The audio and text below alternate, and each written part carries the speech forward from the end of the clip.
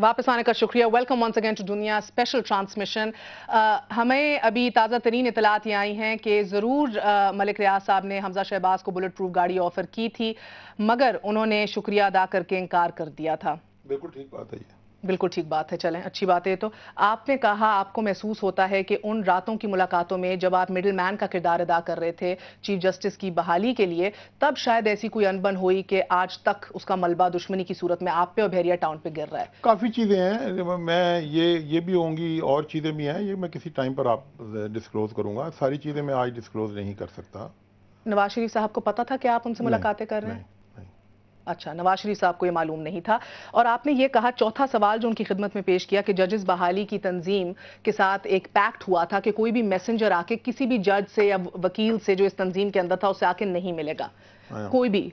मगर आपका ये सवाल है चीफ जस्टिस से कि क्यों नहीं उनको इस तंजीम को आगाह किया गया कि आपसे मिला जा रहा था? आपको कैसे पता है? शायद चीफ जस्टिस ने बताया हो। कल इत्तेदाद हसन साहब ने ये टीवी पर कहा है। क्या? यही बात जो मैं कर रहा हूँ कि ये हमारी कमिटमेंट थी और मुझे इसका पता नहीं है।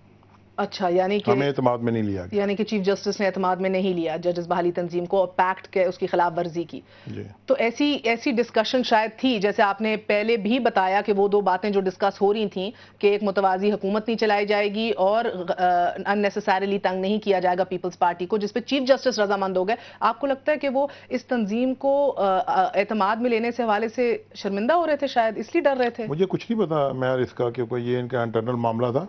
मेरी तो जो मुलाकातें उनके साथ हुई हैं वो तो टू दी पॉइंट थी और काफ़ी लंबी लंबी मुलाकातें होती थी, 4-4, 6-6 घंटे की। उन मुलाकातों का कोई प्रूफ है?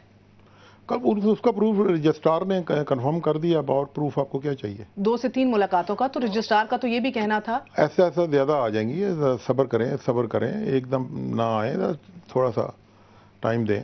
रजिस्ट्रार का तो ये भी कहना था कि इफ्तिखार चौधरी ने इनकार किया आसिफ अली ज़रदारी से मिलने का, क्योंकि इन मुलाकातों में लेन देन हो जाता है, वो ये नहीं चाहते थे। ये चीज़ें मैं बाद में मैं बताऊंगा। ये चीज़ें मैं कौम के सामने बताऊंगा कि ये क्या हुआ था, क्या नहीं हुआ था, ये मैं सब कुछ बताऊंगा। वज़ीर आज़म साहब से क्या मुलाकातें होती थी अहमद खलील के घर पे? ये भी मैं बाद में बताऊंगा।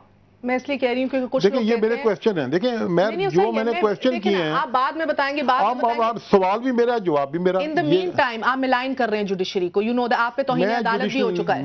मेरी बात सुने, मैं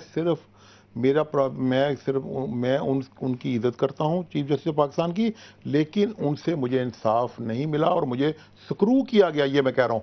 बाकी जजों के ऊपर मेरा इत्मीनान है, मैं उनकी इज्जत करता हूँ, रिस्पेक्ट करता हूँ पूरी जुडिशरी की। कल जो भी बात टीवी पर हुई, मैं इमोशनल था, पता नहीं मेरे मुंह में क्या निकल गया। और एक छोटे से वक्फे के बाद लुकमान साहब हमारे साथ फिर हाजिर होंगे और तीखे तीखे सवाल पूछे जाएंगे मलिक रियाज साहब से। We gonna be right back.